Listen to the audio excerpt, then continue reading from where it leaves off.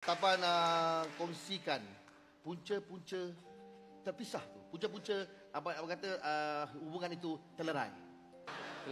Saya tak tahu bang, saya tahu masa benda tu dah jadi saya kurung diri selama sebulan bang. Oh, yelah.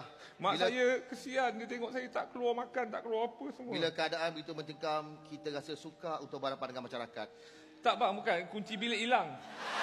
Lepas tu mak paling risaulah masa tu kan. Jadi kekuatan saya tu datang daripada mak. Mak cakap, adik sampai bila adik nak jadi macam ini? Ya, ya.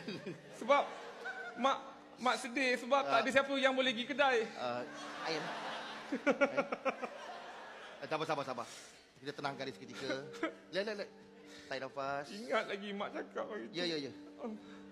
Teruskan. Bang, yang sedih Tapan.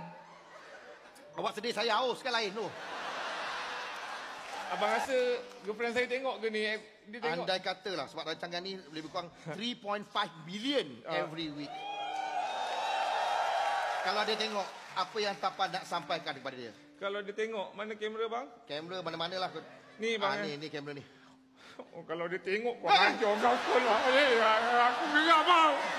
Aku berhenti kerja semua pada kau. Dah baik kan? Alah. Okey, semua dah tu nak ni aku beli. Jangan kau tinggalkan aku.